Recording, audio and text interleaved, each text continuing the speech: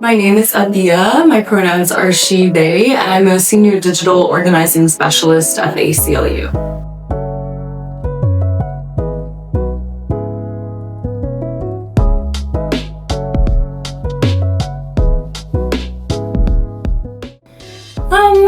I think organizing isn't really a job you're ever truly able to clock out of, especially because the communities that you work with, the issues that you're working on aren't things that go to bed at the end of the day. So it's not really a traditional 9 to 5. Sometimes you're working till 8 p.m. in the evening on a Know Your Rights training because there's rapid response that's happening across the country.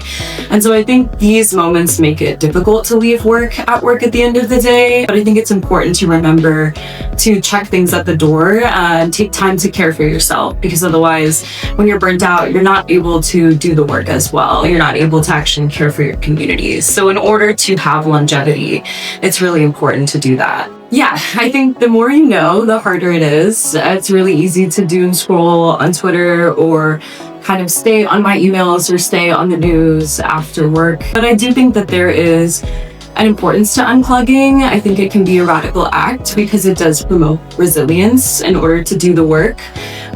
When I was a kid at my masjid, I remember our imam used to say, if you get a cut on your finger, your body isn't just going to keep acting like everything's normal and keep going and using that finger like it's normal.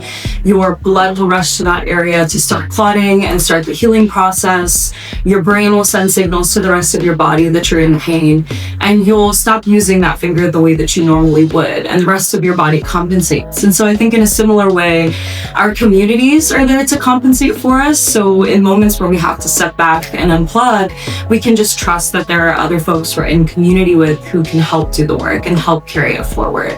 So there's nothing to be afraid of in unplugging. I think it's really important. And I think in the long run, it helps us stay in the movement and continue building.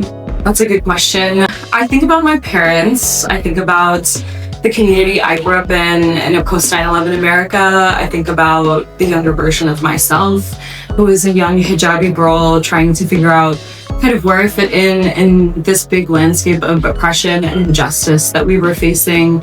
And I think those moments really helped me keep going, because I remember that in the moments where I was most scared and alone, organizing and community organizing were what saved me and made me feel like I had wholeness in my life. And so I think that it's just so important to remember that it's not always about winning a big political thing or, getting a piece of legislation passed. I think that there's power in feeling joy in your community, laughing with your friends. I think that's a political act in a moment like this. And I think those are the moments that keep me in the movement and keep me doing this work.